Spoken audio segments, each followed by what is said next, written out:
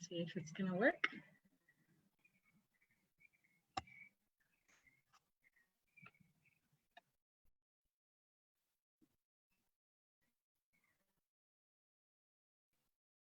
It is working.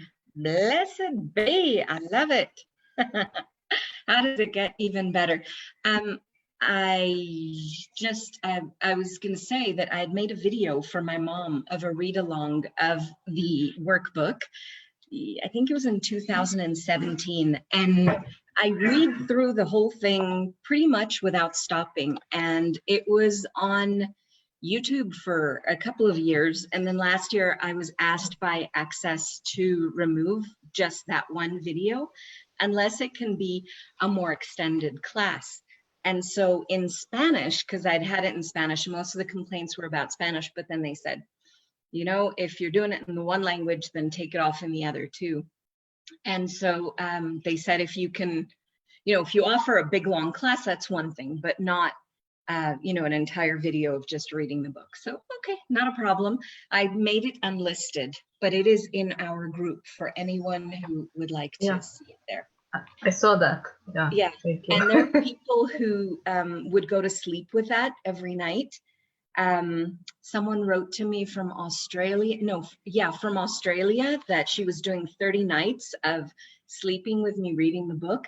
Nowadays, by the way, if you get like Audible or something like that, audiobooks like from Amazon, there is a version of the How to Become Money workbook read out loud by Connor, and it's beautiful. Yeah, I did that 30 days with Audible. Yeah.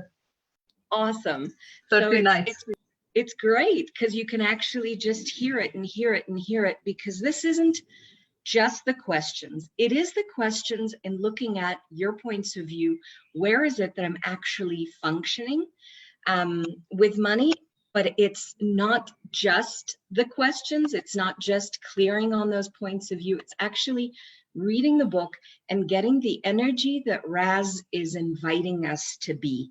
And for me, that's been a huge gift, because as I say over and over, it's not just the words that are there. He's pointing us in a direction. So by the way, this time I actually brought my Spanish version as well, not to read, but to show the cover.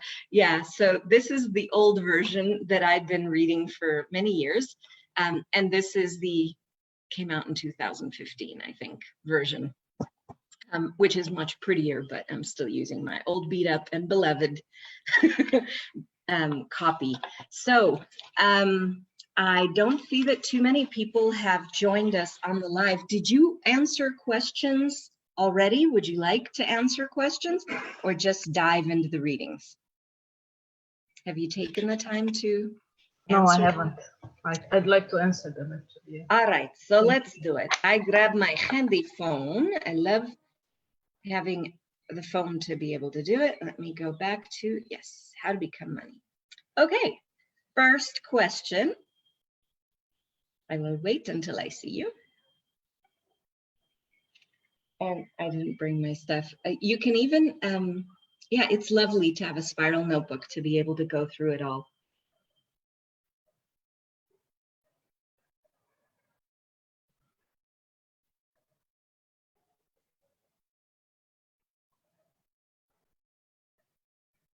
The first question is, what is money? 3 responses, please.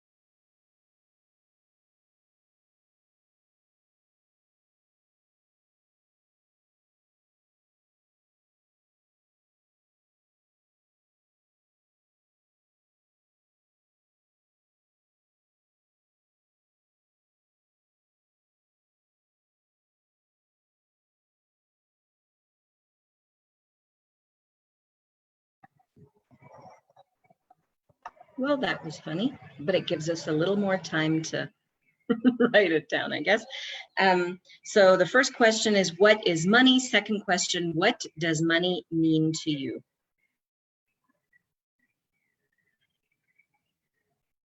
Third question, what three emotions do you have when you think of money?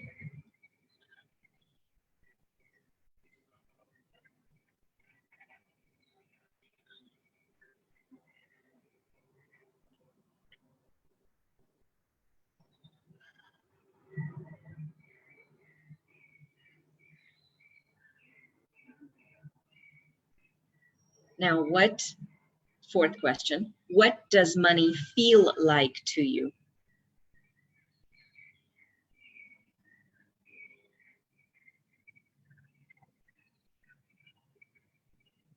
Again, three responses. What does money look like to you?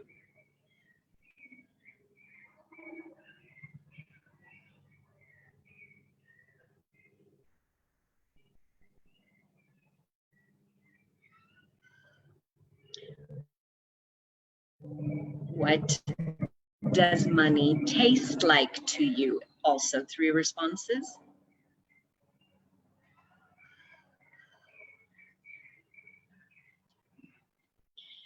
Number 7, this is one response only. When you see money coming toward you, from which direction do you feel it coming?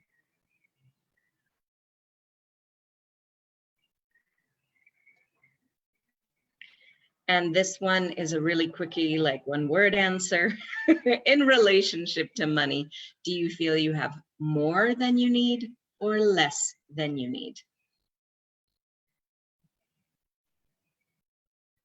Question 9, in relationship to money, when you close your eyes, what color is it and how many dimensions does it have?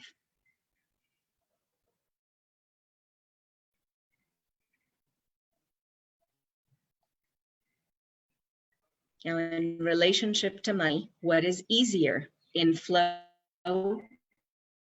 or outflow?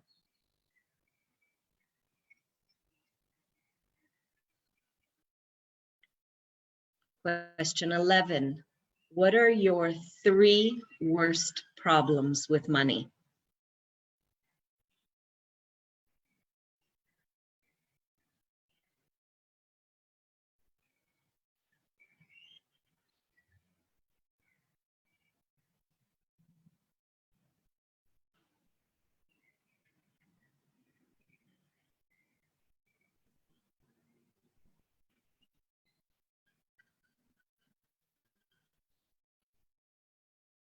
Question 12, one word response really. Which do you have more of, money or debt?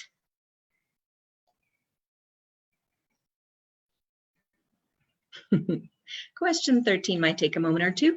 In relationship to money, to have an abundance of money in your life, what 3 things would be a solution to your current financial situation?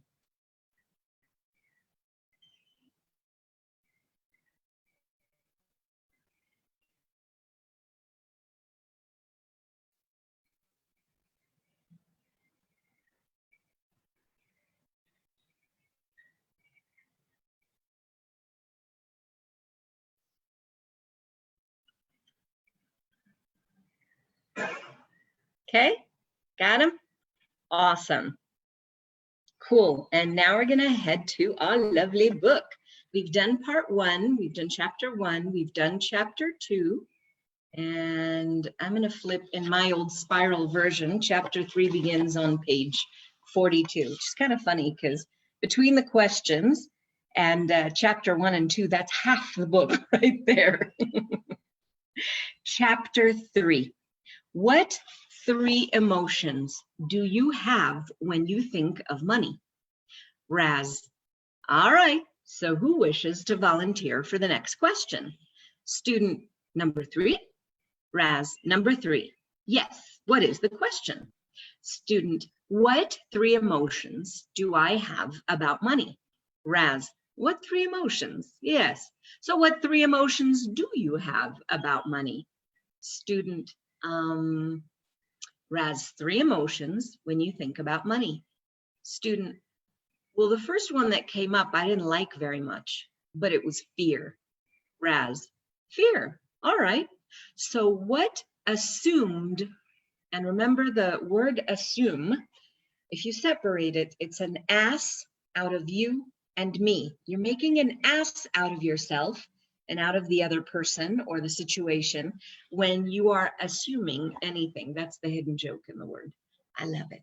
So what assumed point of view would you have to have fear about money? Student, well, I interpret it as different. Interpret it in a different way, that I feared its absence, which, Raz, yes, well, that is why the emotion is there. You fear the absence of it because the basic assumption is, student, I need it. Now, remember from yesterday's reading, and I think also the day before, he mentioned the word need, which just leads to lack. Specifically, he says, whenever you say but, you counter your first statement. I would like to go, but I can't afford it. All right, do not be need. I need is saying I do not have. I want is saying I lack. I try is saying I don't do. But you better pat yourself on the fanny, eh?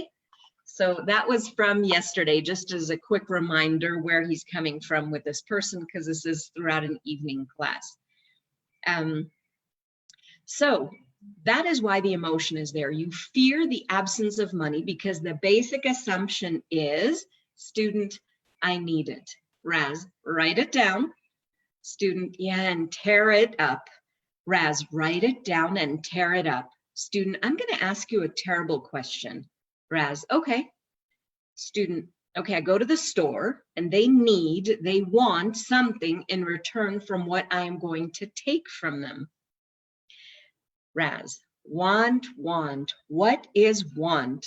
Student laughs. Raz, they lack. Yes, want means to lack. That is the other dirty word you must eliminate. But what do you go to the store for? The student, okay, food. Raz, all right, so you go to the store for food. Now, what makes you think you need to eat? Student, you're joking, right? Well, I do know I need to.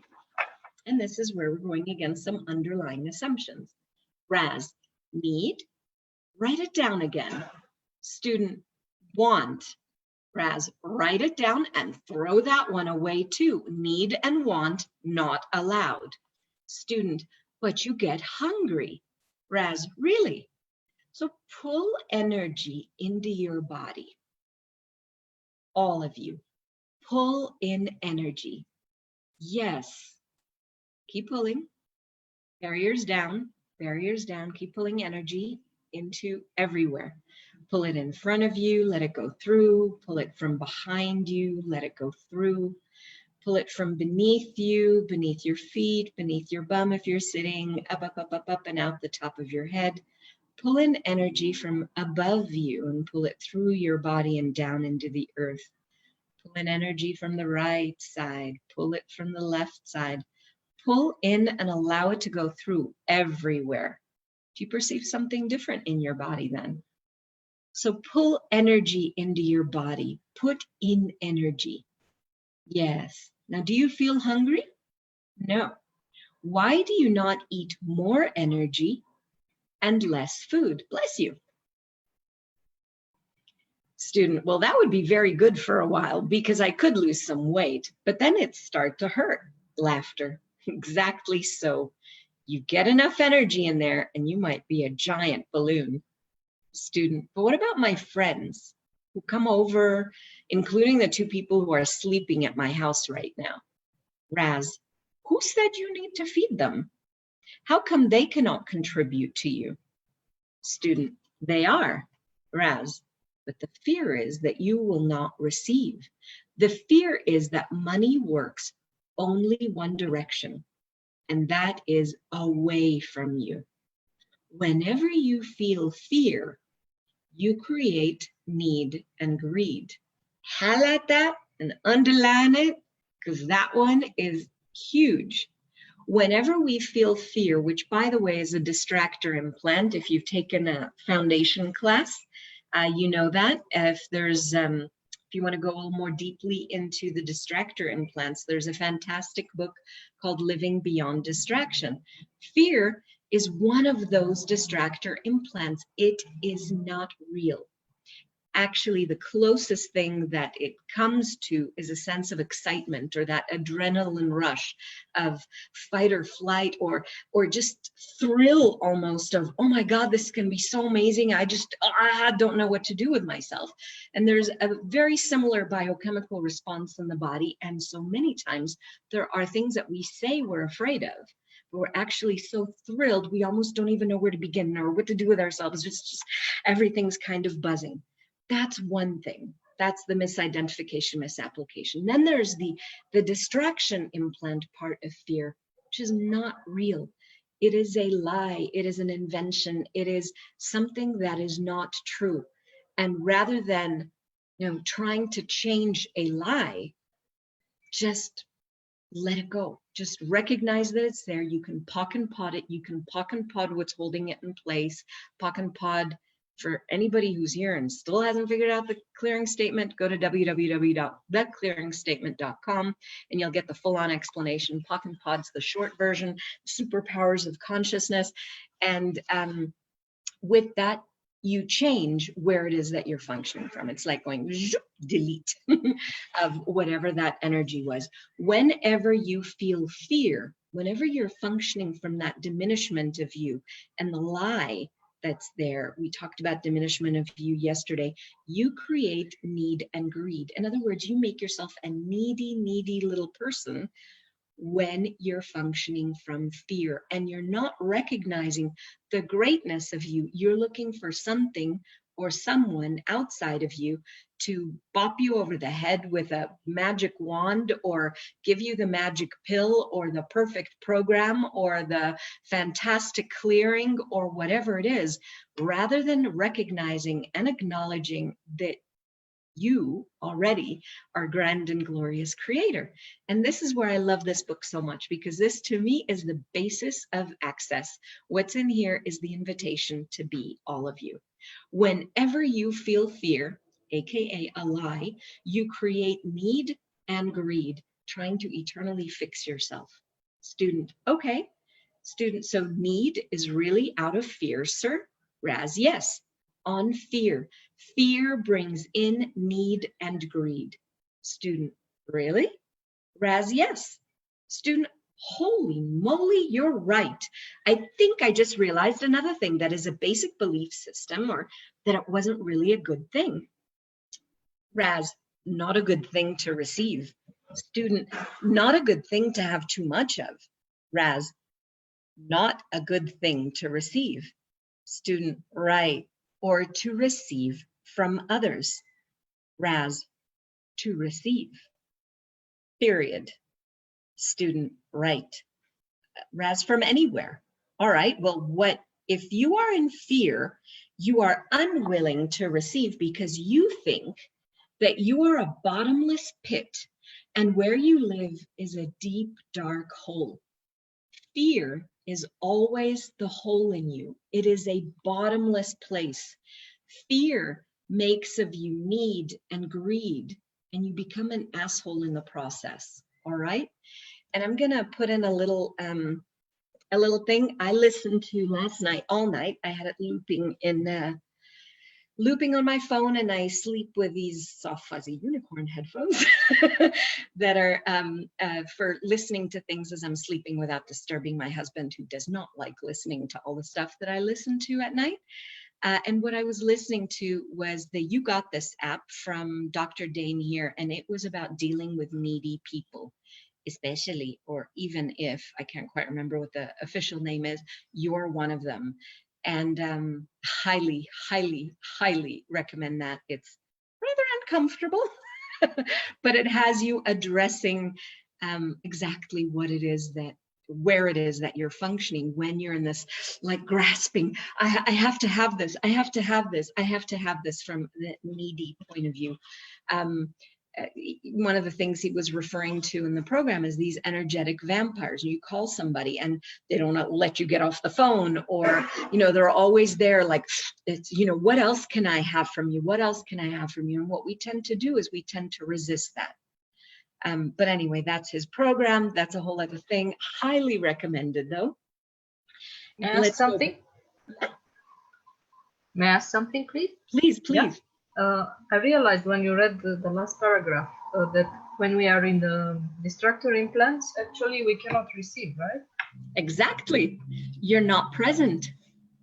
When you're in a distractor implant, you are literally like having your buttons pushed. Somebody else is pushing a button. It may be fear, it may be doubt, it may be relationship, it may be sex, it may be business. There's some people who are all, oh, I'm so busy, I'm so busy, I'm so busy.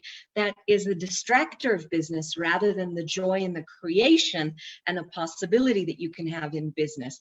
Love, again, is a distractor implant from the perspective of, well, that would be like a whole other discussion, but it's from the point of view that there are so many different ways that people use love, so many definitions of love, so many ways of manipulating or controlling a person based on, well, I love you, I care about you, therefore let me count the ways that I can judge you and destroy you and abuse you now.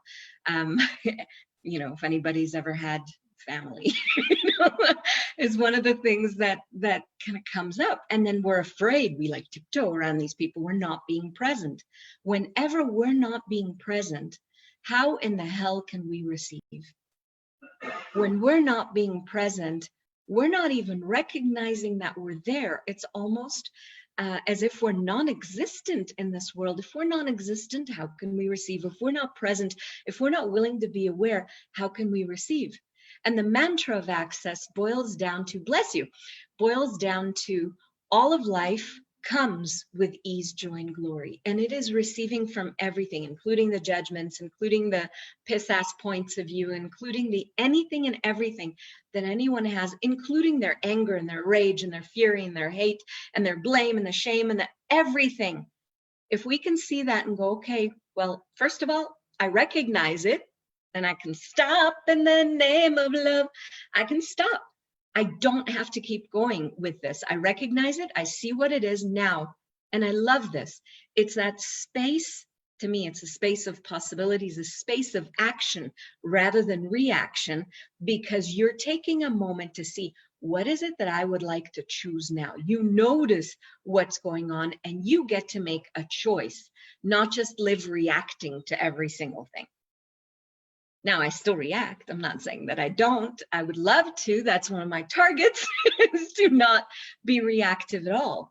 But I'm far less reactive now than I used to be a few years ago before I had these tools. And recognizing that I can be present and I can choose changes everything. And that was a great question. Thank you. I love having interaction during this. So, all right, when you are in fear, you are unwilling to receive, because you think that you are a bottomless pit, like the pit of despair from Princess Bride. If anyone ever saw that movie, lots of fun. And where you live is a deep, dark hole. Fear is always the hole in you, and it is a bottomless place. Fear makes of you need, greed, and become an asshole in the process. All right, student. All right, Raz, next emotion. Student. Desire for more. Raz, desire. Ah, yes. Ah, yes. Now desire. What is that? You go out and you wiggle your hips to get more? Student, I knew it wasn't the greatest. Raz, desire means, and automatically you have get more. Notice get more. And insufficiency, which goes along with fear, which is very interesting. As in some ways, there's even some YouTube videos of Dr. Dane speaking about the unsatisfied dreamer. Hang on a quick second. One sec.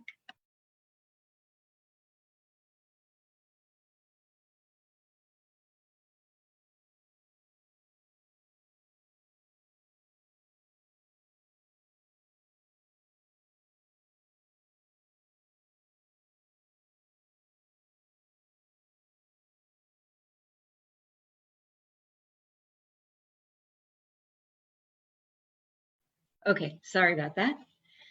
All right.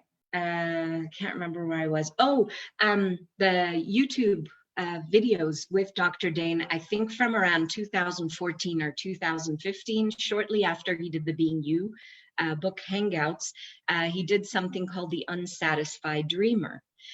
The knowing that there's always more available, that there are infinite possibilities, is very different from living in want, want, want, want, want.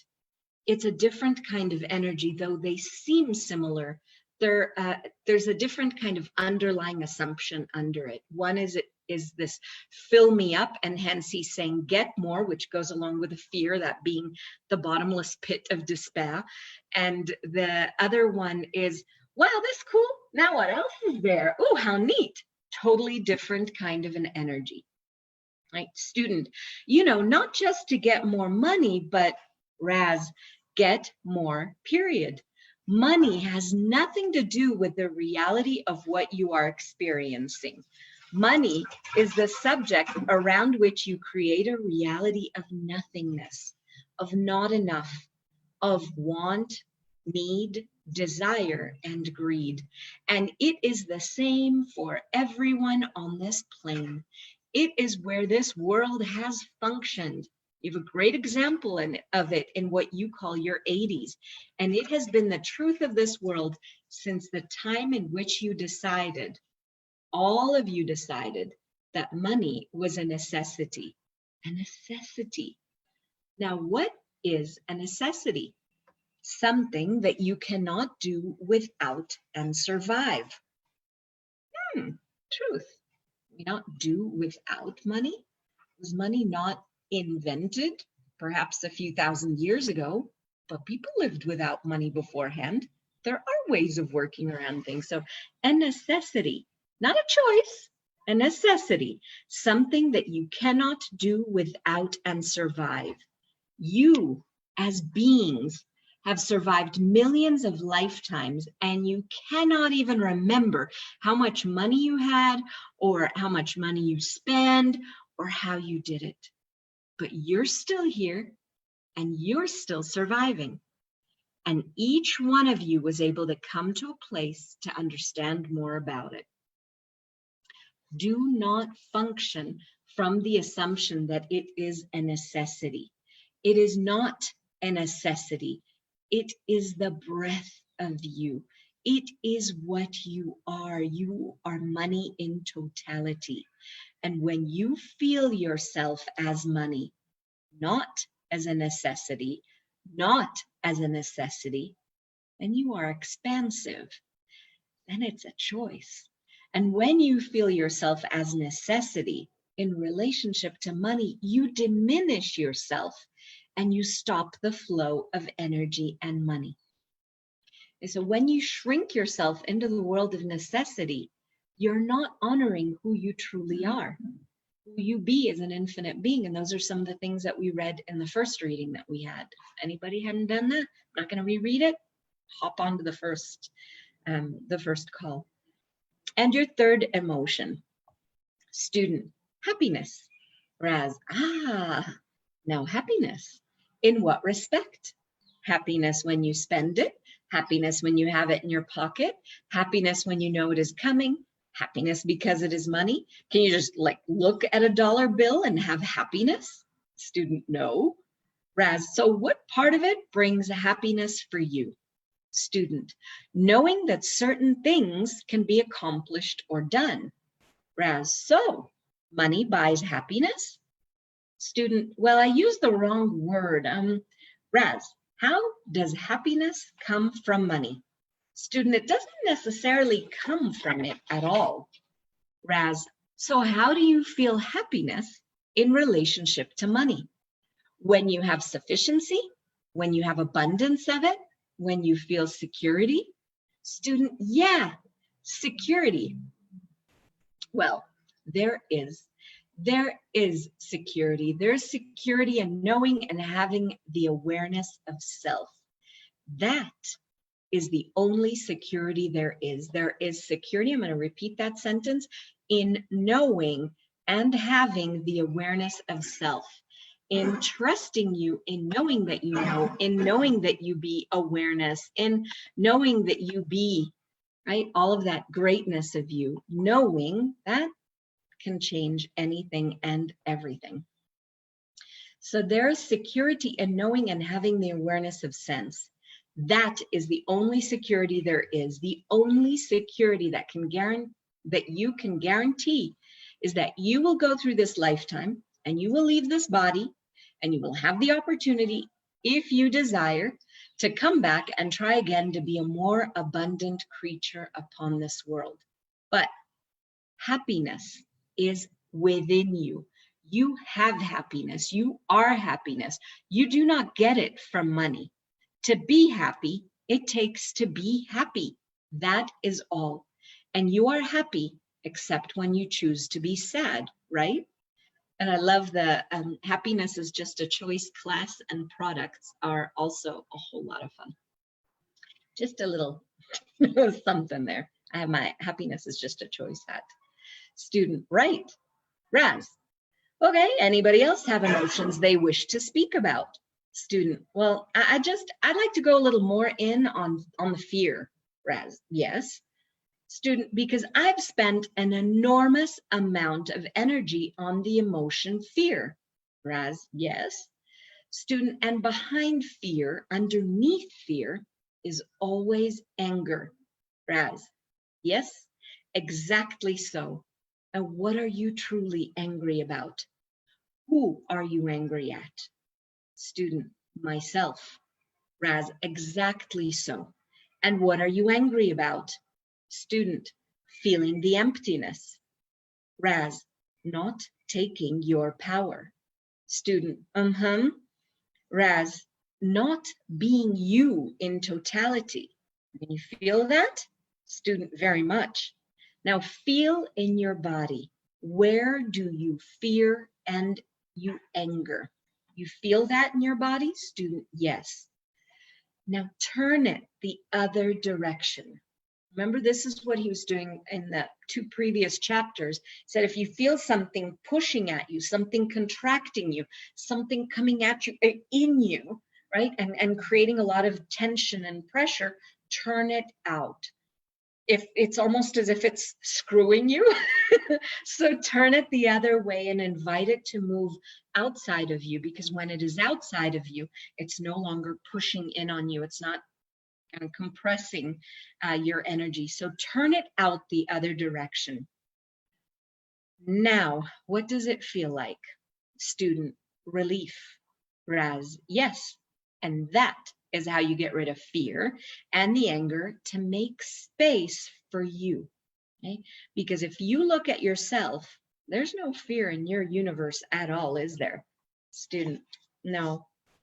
Raz, and the only anger that you can express is towards others, because your real anger is about yourself, where you've refused to take up the truth of your energy in totality. So, can you be the power that you are, the energy that you are? So let it go. Stop holding it in, AKA expand in modern access speak. Lower your barriers and expand and allow yourself to be present in everything. More, more, more, there, like that. Whew, relief, eh? Student, yes. Raz, now you have to practice this one, okay? All right? Student, yes. Raz, because you have diminished yourself, as of all the others in this room, continuously for billions of years, to be not self, not power, and you have done it to squash down your own anger. Interesting, eh? Anger with self. There's not one of you here who is not angry with yourself for not allowing yourselves to be in totality the power that you are. Well, that blew some stuff. All right. Anybody else wish to speak about emotions? Student, well, I'd like to speak about fear again from my point of view. When I get in fear, it's a constriction, a closing down. Raz, and where do you feel it? Student, in my solar plexus. Raz, good. So turn it out, turn it out, turn it out. Invite it to go out of you and out of you and out of you. There, like that. What does it look like now? Student, tearful. Raz, good. What is underneath the tear? Student, anger. Raz, anger. Yes, there, that thing that you've tied up in a little knot in there. You've got that well hidden, eh? You think, all right, not let the anger out, not let it out in totality, but feel that anger. Rather than suppress it, let it come out of you. Yes, that. There it is. Whew. Keep it out, out, turn it out. Now notice the difference and the expansion. You feel that? Student, yeah, it does feel very good. Raz, yes, it feels very good, because it is the truth of you. You're doing expansion as being exterior from your body, not having the capacity to be connected at all to this place. That is huge. The majority of us live, I would say, probably even more contracted than just being in our bodies. And we look at our limitation, we misidentify and misapply ourselves as our bodies, rather than recognizing that our body is within us. We're infinite beings, well beyond the outside of our body.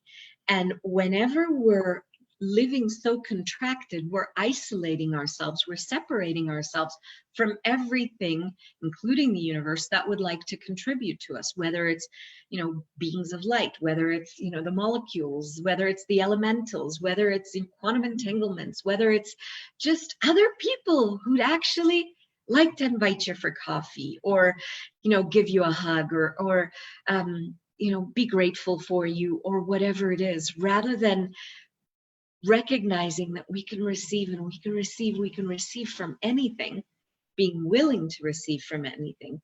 We isolate ourselves into just this physical limitation and say, this is the only thing that we are. And we don't even expand to the space of our body. We stay even more contracted.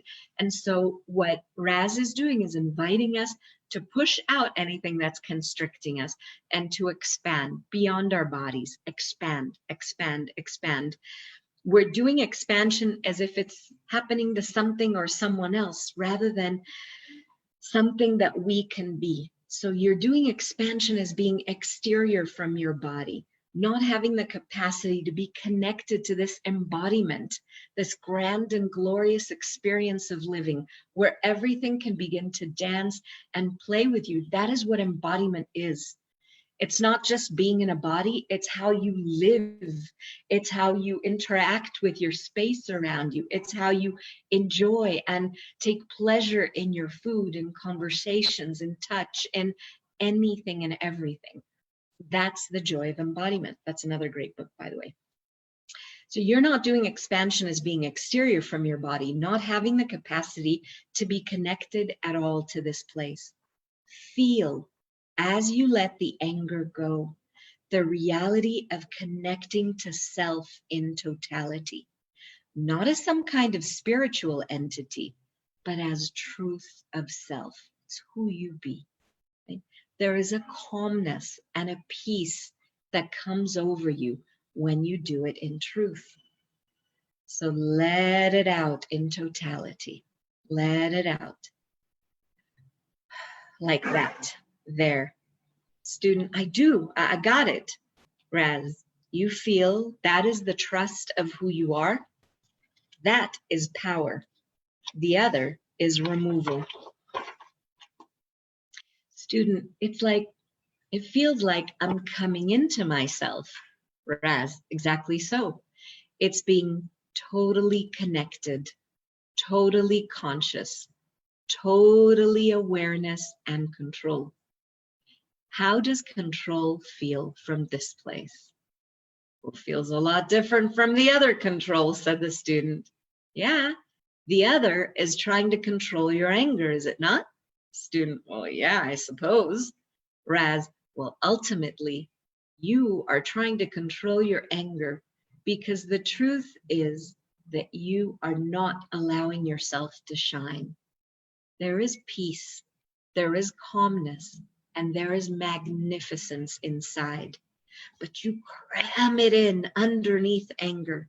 Since you think that the anger is not appropriate, you diminish yourself and you try to control it, and you can try to control everything else around you as a way of hiding it from yourself. Who you are angry with is self.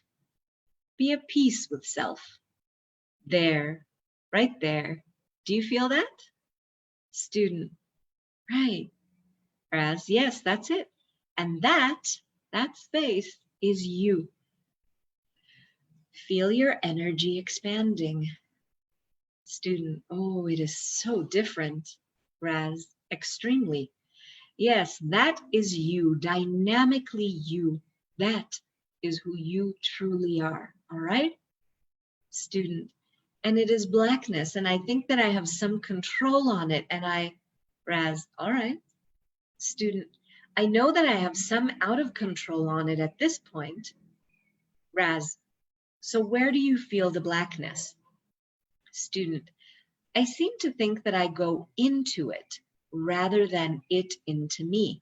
I'm not sure of that. Raz, where do you feel it? Is it outside of you? Is it in you? Close your eyes, feel the blackness. Where do you feel it? Student, I think in my lower stomach area, and then I let it engulf. Raz, good. So how do you think to feel? It is in your mind. Student, okay, the works.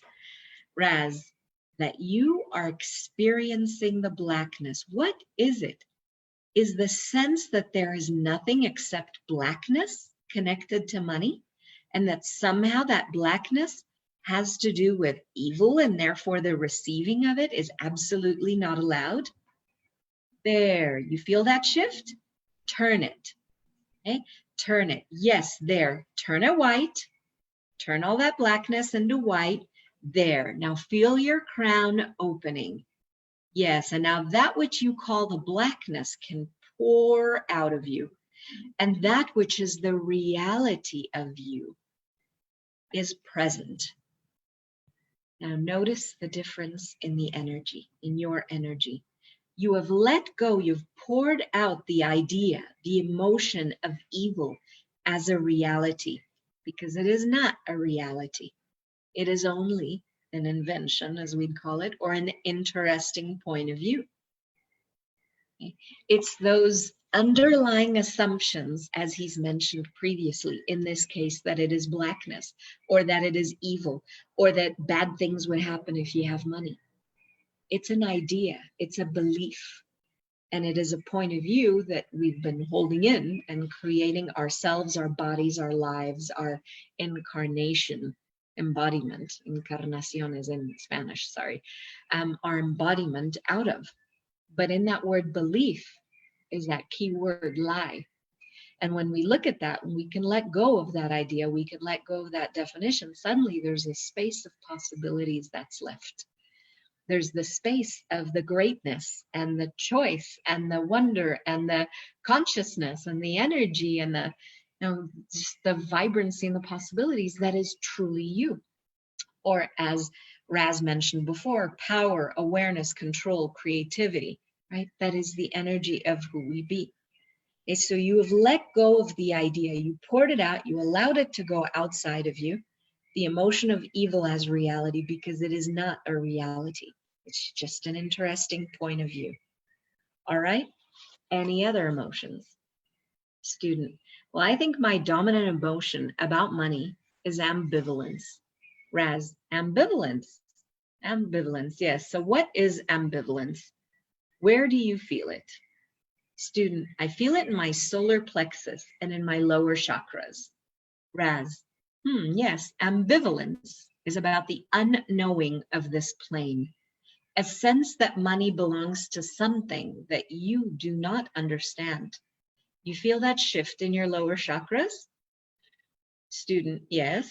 Raz, that is the result of connecting to the fact that you be awareness. You are awareness. And as awareness, you are money. And as awareness, you are also power. And all the chakras are connected onto energy, which is you.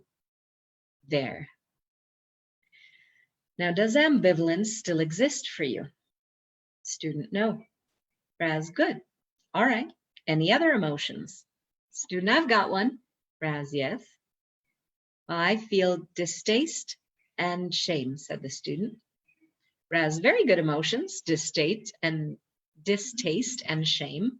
Now, where do you feel that? Student, I think I feel it. Raz, you think? Feelings? Student, no, in my stomach and lungs. Raz, in your stomach and your lungs. So for you, money is breathing and eating. Shame, turn it out, move it out of your stomach. Yes, you feel that? You feel the energy of your stomach chakra now opening? Student, yes. Raz, good. Well, what is your other emotion? Distaste. Raz, distaste in your lungs. Distaste because it means that you must suffocate to get it. You must suffocate yourself to get money from your point of view. Is that a reality? Student, yes. Raz, it is? Student, no. All right, said Raz.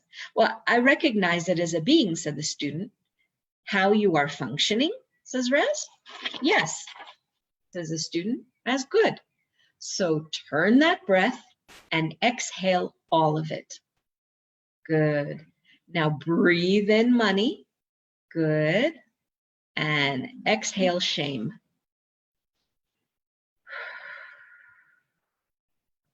And inhale money through every pore of your body, just like we did with energy earlier. And exhale distaste. Inhale money, in other words, pull in the energy of money, pull in the energy that money is to you. Pull it in, pull it in, pull it in from the front of you. Allow it to go through. Pull it in from the back of you. Allow it to go through. Remember, you are not an endpoint in any way, shape, or form. Not for energy, not for money. It is called a currency for a reason. There is a flow. Okay? Flow it in. Let it trickle out. Keep pulling, pull it in from beneath you, pull it in from above you, pull it in from the sides. Inhale money through every pore of your body and exhale distaste. Now, how does that feel? A little freer? Student, yes. Raz, good. Anybody else wish to speak about emotion? Student, fear. Raz, fear. Well, what other emotions? Student, anxiety and relief. Raz, so money gives you relief? Student, yes. Raz, when? Student, when it comes to me. Raz, interesting point of view. Anxiety and fear. Let us take those first because they're the same. Where do you feel fear and anxiety? In which part of your body? Student, my stomach. Raz, stomach. All right, so push that out from your stomach, 3 feet out in front of you. What does it look like to you? Student, slimy and green. I don't know why, but the ghosts from Ghostbusters just popped in my head. It's kind of funny. Raz, slimy? Student, yeah. Raz, yes. What is the reason that it is slimy and green? Student, because I can't control it. Raz, interesting point of view, no control. You see, you're not being I be control, are you? I know the book says I am. I've changed those to be I be for more active. I be control, are you? You're saying to yourself, I can't control, I'm not in control. And that is the underlying assumption from which you function. I'm not in control, I'm not in control, I'm not. So you have created, very well, Fear and anxiety. Student, yes. Raz, good. You're a great and glorious creator. Well done. Do you congratulate yourself on creativity, on your creativity? Student, with shame, yes. Raz, interesting point of view. Why with shame? Student, because I didn't know any better. Raz, yes, but it doesn't matter whether you knew any better. What does matter is that you now understand that you are the creator and you have done a magnificent job of creating, which means now you can choose differently and you can create a different result. And I love that. I love that. We are not determined by our past choices. We can choose afresh. Every 10 seconds, we can choose something different. If whatever has shown up so far has been exactly what we've asked for, one way or another, cognitively or not, if we don't like it, then we can make a different choice and be just as successful in creating what it is that we would like to have. Student, but it takes discipline. Raz, discipline? No. Student, well, with luck. Raz, no. Modern Gary answer would be choice. But here Raz says, no, with power. You are energy as power. I be power. I be awareness. I be creativity. I be control. I be money. All right? That is how you create change, by becoming the I be that you are instead of the I am that you have been. Instead of, because the I ams are more about definitions. Instead of being the old definitions that haven't functioned for you up to now, what if you just, I don't know, it's almost like waking up with amnesia. Who the fuck am I today? You know, if I wasn't holding on to all those old stories, all those old points of view, all those beliefs, all those lies, all those perspectives, trying to please everybody around me and, you know, making a noodle out of myself to try to not step on anybody else's point of view or upset anybody or whatever, if I'm willing to just, I have no clue, who am I? This is all new, you know, alien landing on the planet, you know, freshly landed. What would I choose? Right? And this is where we can choose to be the energy of I be power, I be awareness, I be creativity, I be control, I be what I'm choosing to have and to play with and to enjoy. I don't have to be whatever that past was. The past does not create my future. So begin to look at where you have created the viewpoint of solidity around money and what it feels like. And I dare say around you and what that feels like. When you feel it impacted upon a body part, push it out from you and ask yourself, what is the underlying point of view that I'm functioning from that I do not even see? And allow yourself to have the answer. And then allow that answer. In modern day access speak, it would be called an awareness, because when we ask a question, it isn't to get a specific answer necessarily. It is to have something kind of land in our universe, to become aware of what's going on. And then allow that answer be just an interesting point of view after all anyway. So what can I choose now? I choose I be creativity. I be awareness. I be control. I be power. I be money. If you create, I'm not. If you create, I can't, then you will not be able to. Another way of saying that is your point of view is what creates your reality. Also, please congratulate yourself on what you have created and do it with great and glorious gusto. In other words, don't judge yourself for what you've created so far in your life. Whatever you've chosen up to now, you've chosen because that's what you chose for whatever. There's no reason. It doesn't matter. It's what you've chosen to experience. And now, recognizing that you chose it, what else would you like to choose? And if you recognize what an amazing ability to create you've created, whether it's with debt or whether it's with you know, staying hidden forever, or, you know, that's my thing, or, you know, so many other different points of view, and you look at that and you go, okay, well, I don't really like that. I feel terrible about myself. Don't feel terrible. Look at it and go, damn, baby, I created this magnificently. Or as he says, great and glorious gusto. There is nothing wrong with what you have created except your own judgment of it. And when you don't judge, you don't solidify, you don't make right or wrong out of anything. And when you don't solidify, guess what? It's fluid. When it's only an interesting point of view, you're in allowance, not in any form of acceptance, whether aligning or agreeing or resisting and reacting. There's no judgment. And anything that you don't judge can change just by noticing it, observing it, looking at it, even having it out in front of you. It can shift and change. And now you can choose what does work for you. So if you were a bag lady on the street, would that be a better creation or a worse creation than what you currently have? Student, worse. Raz, interesting point of view. Student, not if you didn't know. Raz, that is right. Not if you didn't know. Now that you have this choice, you can create. And I've heard Gary say many times, the only difference between a millionaire and a person who's homeless and sleeping under a bridge is choice.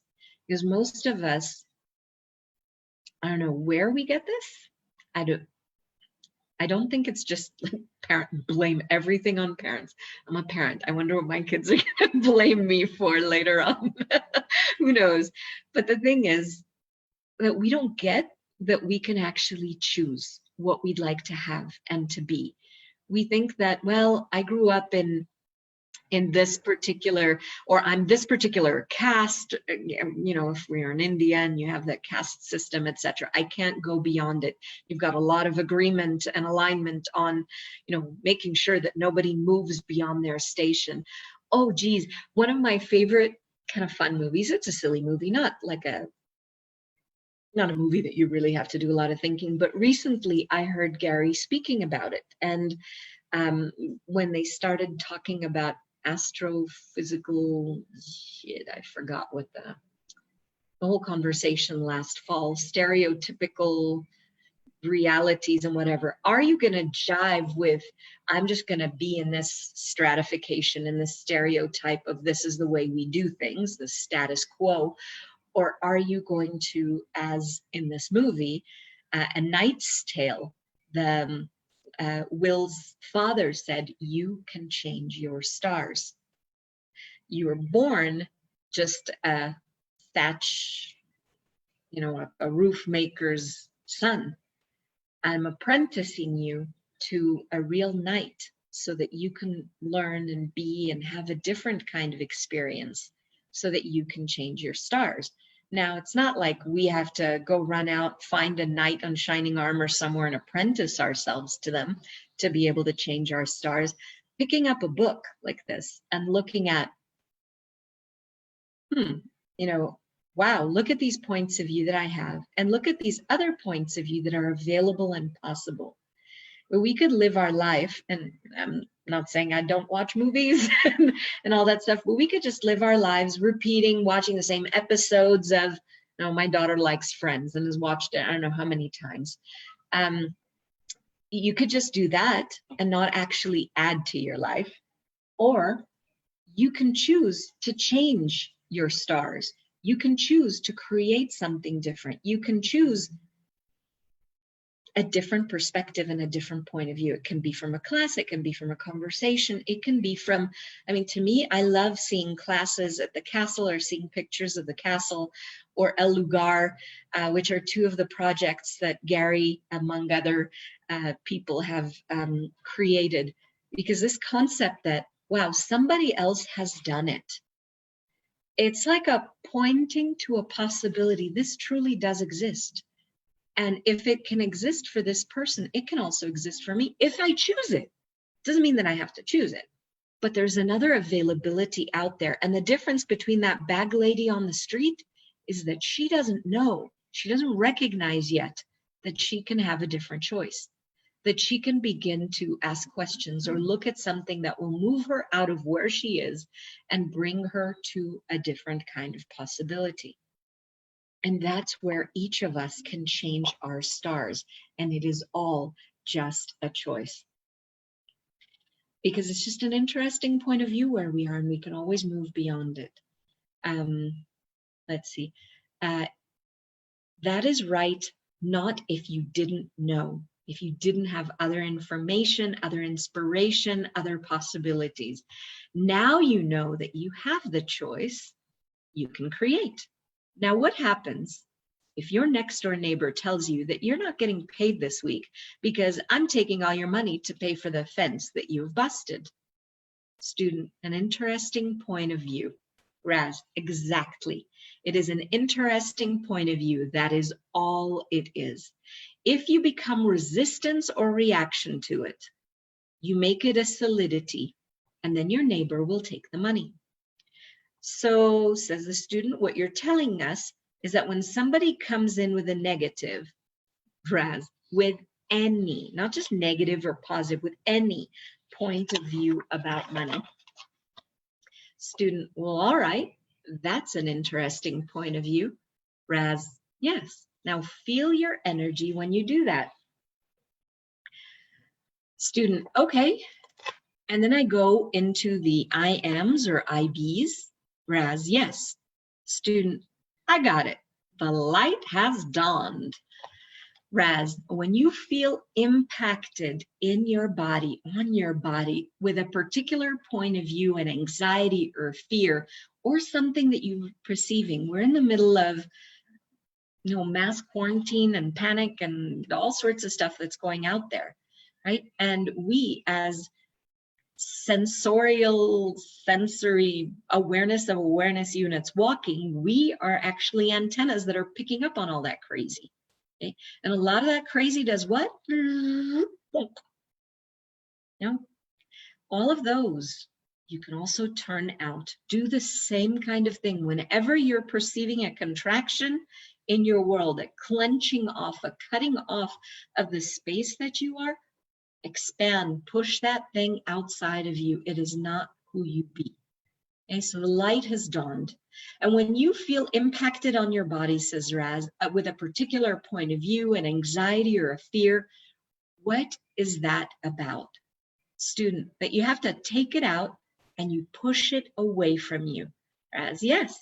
And when you feel anxiety and fear in your stomach, are you talking about not being fed amply? Student, no. Raz, are you talking about not being nurtured? So what are you talking about? Body is what you are talking about. You feel money as a function of your body, as though it is a third-dimensional reality. And is money a third-dimensional reality? Student, no. As no, it is not. Yet you try your damnedest to make it so. Look at your points of view about money. It is security. It is a house. It is bills. It is food. It is shelter. It is clothes. Now, is that true? Student, well, that's what you buy with it. Raz, that is what you buy with it. But you do that by choice, do you not? Student, necessity. Raz, that is what you are choosing in that 10 seconds. Necessity, huh? Interesting point of view. Do you choose your clothes that you wear by necessity? Student, yes. Raz, you do? Student, yes, I do. Raz, you don't choose them because they're pretty or because they make you look good? Student, well, most of the time they're to keep me warm. Raz, and what about in the summer when you wear a bikini? Student, well, cool, and then I'm looking good. Raz, right, so you make choices, not a necessity, but what you wish to feel, yes? Feel?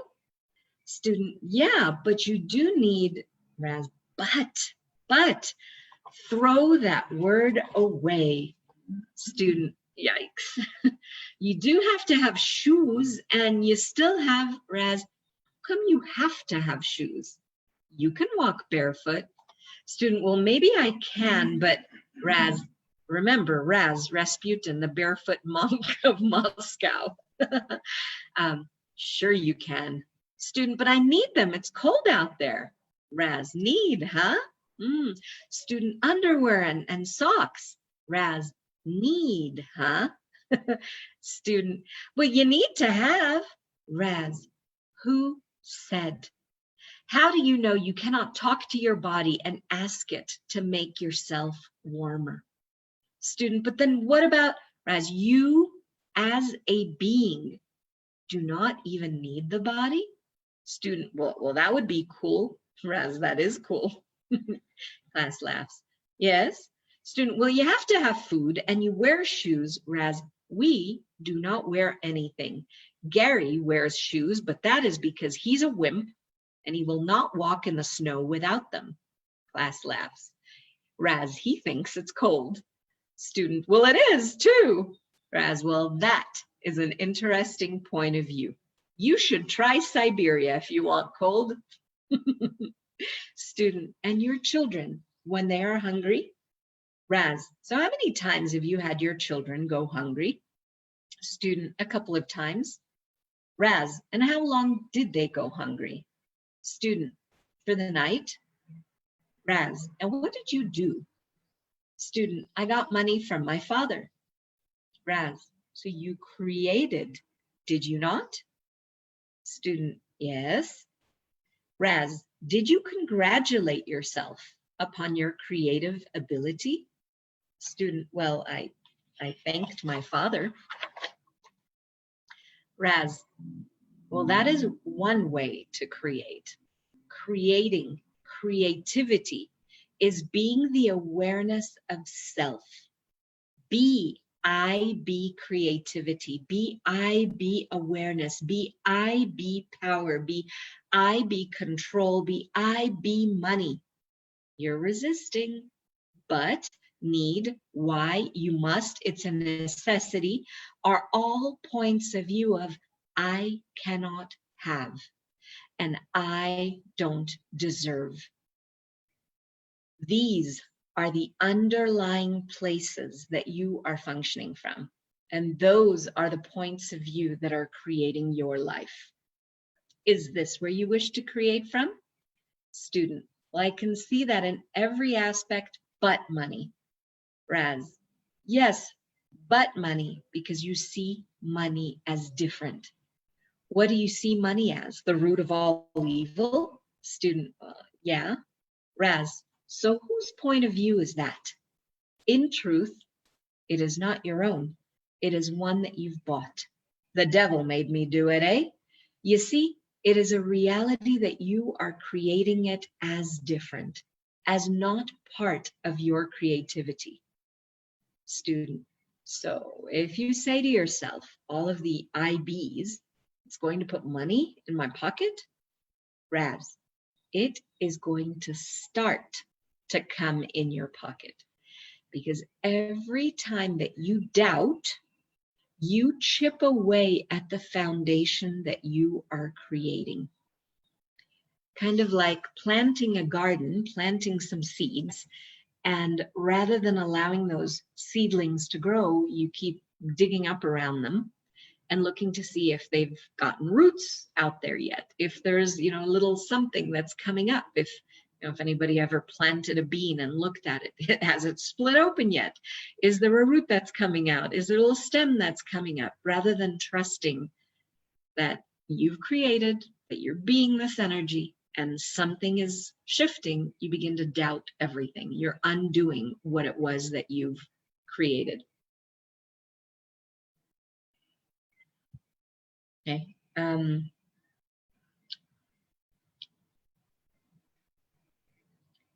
Let me see. Every time you doubt, you chip away at the foundation that you are creating. So let us put it this way.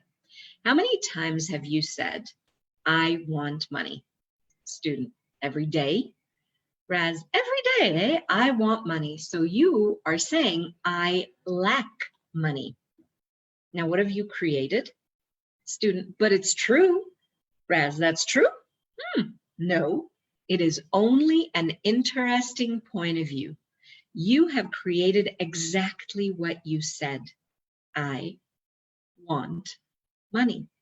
Now you did it unconsciously, but you did create. Student, well, how about if I wanted to hit the lottery? Raz, if you lacked hitting the lottery, that is exactly what you would create. Lack of hitting the lottery.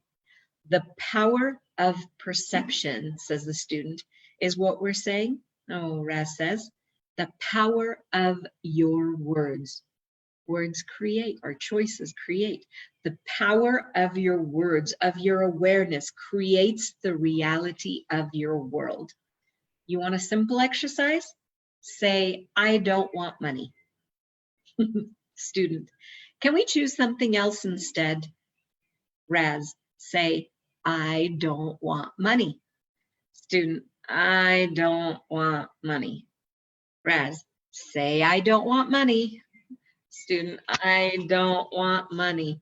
Raz, say, I don't want money. I don't want money. Raz, say, I don't want money.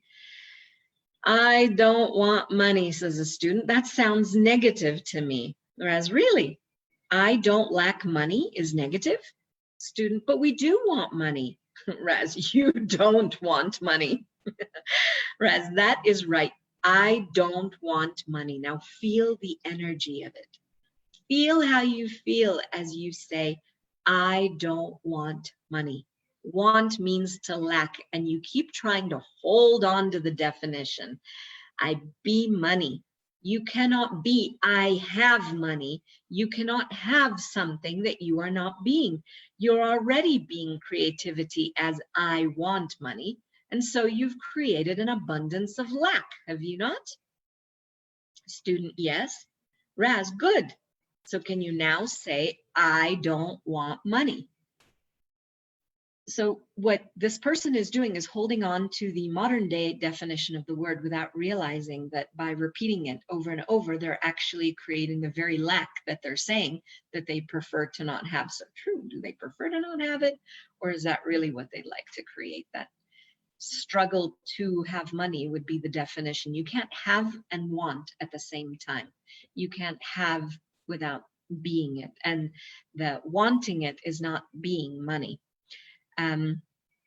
Good, says Raz. So can you now say, I don't want money? Student, I don't want money. I don't want money. I don't want money. I don't want money. I don't want money. I don't want money. I don't want money. I don't want money. I don't want money. I don't want money. Woo! Raz, now feel your energy. You're lighter. You feel that? Student, yes, and I'm dizzy, and I personally yawned. Raz, you're dizzy because what you've created is a breaking down of the structure of reality as you've created it.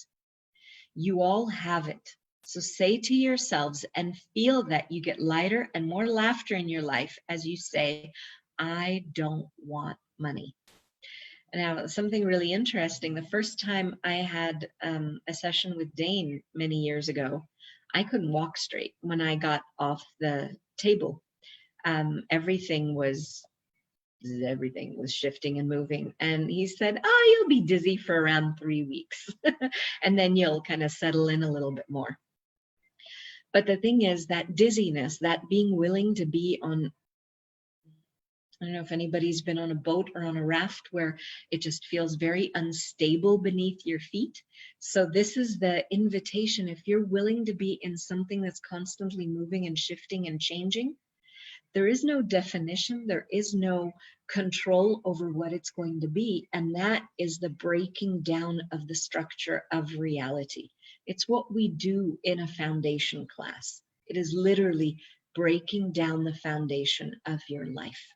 And when you do that, you look at, oh, it's not so much specifically about the tools, though it is about the tools. It's about the things that you bring to the class and other people bring to the class, looking at where is it that I'm functioning from, and look at, I could use this to change that. That's pretty cool. So breaking down the structure of reality as you have created it. And You all have it. So say to yourselves and feel that you get lighter and more laughter in your life as you say, I don't want money. Student, well, can I say I am rich? Affirmation, baby, huh? Raz, no. What is rich? Student, happiness. Raz, really? And here comes the president. You think Donald Trump is happy? Student, no, not money, Rich. Student, oh, like money controls what we have to? Razo, that's an interesting point of view. Where did you get that one? Student, because. Raz, where did you get that point of view? Student, well, I got the idea thinking that, Raz, see, it is that thinking thing. You get in trouble. Did it feel good? Student, no. Raz, no, it doesn't feel good. It is not true. If you say, I'm rich, does it feel good? Student, well, it would feel good. Raz, oh, interesting point of view, huh? It would feel good. How do you know? Have you been rich? Student, well, I had money when. Raz, have you been rich? Student, no. Raz, no. Can you be rich? Student, yes. Raz, really? How can you be rich when you can say only if I was? Oh, and that song came in from Fiddler on the Roof. If I were a rich man, yabba dabba dabba dabba. And it's really funny because it's always that unrequited love, that rich is somewhere else, prosperity is somewhere else, wealth is somewhere else, ease and elegance and abundance is somewhere else, and it's always far, far away, and it's always a futurity. That if I was, oh, one day, yeah, all the fantasies and insanities there, we destroy and uncreate them all. Right, wrong, good, bad, all nine, pod, poc, shorts, boys and beyonds. So how can you be rich when you can only say, if I was? You see, you're looking at the future and an expectation of it and what it should be, and then you're shitting all over yourself, what it should be, not what is, not in a pragmatic, sensible, this is what it is, now what can I be and do different to change this? Student, it's like you have a boss that's going to pay you and you have to do what he says and you have to. Raz, do you have a boss that is paying you? Student, well, not at the moment, but that is not true, says Raz. You have a boss that is paying you, and she's not paying you very well because she's not taking any money for what she can do. Oops, that's true of me too. You are it, honey. You are your boss. Create your business, create your life, and allow it to come to you. You are sticking yourself in the closet and saying, I can't. So who's creating that point of view? And what happens if you say, I can, and I understand, instead of I can't, and I don't understand? What happens to your energy?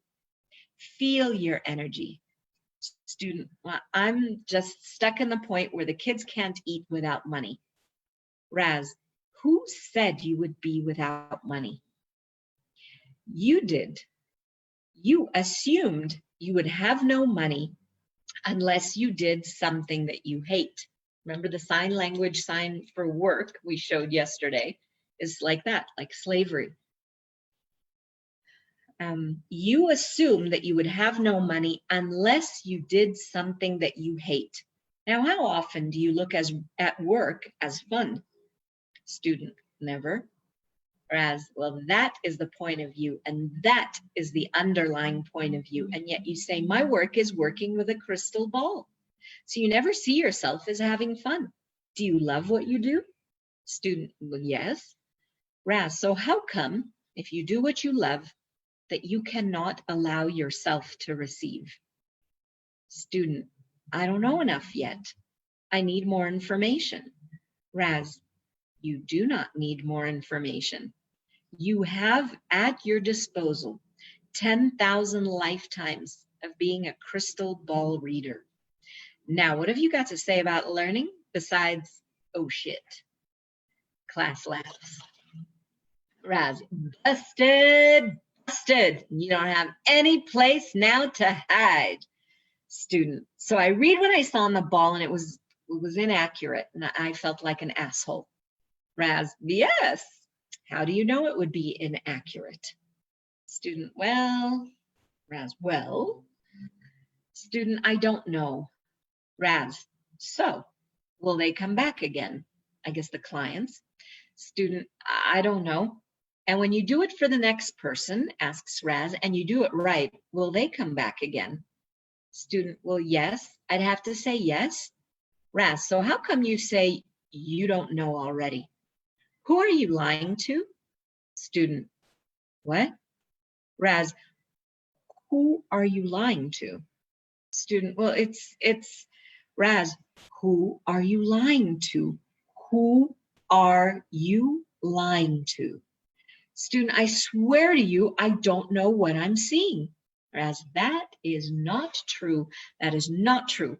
How come you have customers who come back to you who think, student, that I got it right? Raz, yes, you got it right. What makes you think you're not getting it right all the time, eh? How many customers do you have who do not come back to you? Student, none. Raz, boy, now this is a hard case. She takes a lot of convincing, doesn't she? She is definitely going to make sure that she has no money and no abundance and no prosperity in her life. Interesting boss you have. Not only do you not pay yourself well, you do not even acknowledge yourself as having enough business. Since to know that you're doing well, you've created customers who come back again and again. You know how many customers would it take in increase to give you abundance in your life? Student, well, maybe 30 more a week. That's good. So can you allow 30 more a week to come into your space? Student, yes. No problem. Raz, no problem. Student, no problem. Raz, you sure? Student, yes, I'm positive on that. Raz, good. So you can allow yourself to have $100,000? $1 million? Student, yes. Raz, $10 million? Student, yes. Raz, good. You shifted a little bit now. Thank you very much. We're all appreciative. You are a creator, a great and glorious creator. Congratulate yourself on every time you complete a reading that you love. She, her crystal ball, and me with these books. And do your work from love. Be not work, be fun. You are having fun with what you do. You're not having work. Work feels like shit. Fun is fun, and you can do it forever. You create what is, no one else. You can pump gas and have fun. You can wash windows and have fun. You can clean toilets and have fun, and you will get paid for it, and you will have a great and glorious prosperity, but only if you are having fun with it. If you see it as work, you've already created it as something that you hate, because that is what this plane is all about. Work is hardship, difficulty, and pain. Interesting point of view, hey? Student, well, what if you don't know what you want to do? Raz, but you do. Student, I do, but before, well, I didn't know before I got led to it. Raz, and how did you get led to the ball? You allowed yourself to connect intuition and sight. You asked the cosmos to match your vision and to give you what you desired. In other words, you asked and allowed the universe to have your back and for the awareness to show up for you in modern day speak. You created as vision. You had the power of your being, the knowing as awareness, the certainty that it would occur, and the control to allow the universe to provide for you in its own way, in its own time, back to the first reading when he spoke about control. So you have already the 4 elements to be I be money. You got it? And that concludes this day's reading. Tomorrow I am full on, and so I will not be here with you guys tomorrow, but we'll pick it up on Thursday. Got a whole bunch of things going on tomorrow. Catch me on my friend's radio show on, used to be called A to Zen. What is it called now? Inspired Choices Radio with Helen Gitlovich. She'll be interviewing me. And then I have some calls, and there's a maestro meeting with Dane, and then there's a global ESC with Dane. Hopefully, if you've taken access classes, please be on that. Please be on that live. We're going to be doing a lot of shifting and contributing and changing the world. So there's a lot going on tomorrow, and I won't be in to continue the reading, but we're going to continue with what does money feel like to you on Thursday. And I love this book. I love the ahas that still kind of feel like a 2x4 to the head sometimes when I'm reading this. So thank you. Thank you so much. My pleasure. Thank you so much for being live and for giving me a face that I could, interact with. And it just makes it far easier for me. Thank you very, very much. See you Thursday then. See you Thursday. Bye. Thank you, Rachel. Pleasure. Bye-bye.